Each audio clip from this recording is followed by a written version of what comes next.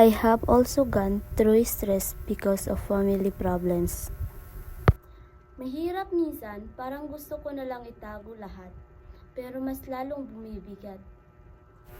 I learned that letting my feelings out, whether by talking, open up, or asking for help, brings us such relief. Hindi madali, pero mas gumagaan kapag may nakikinig at umunawa. Ako si Asmira, naniniwala ako kahit may problema sa pamilya, kaya itong lampasan kapag may lakas ng loob at pag-asa.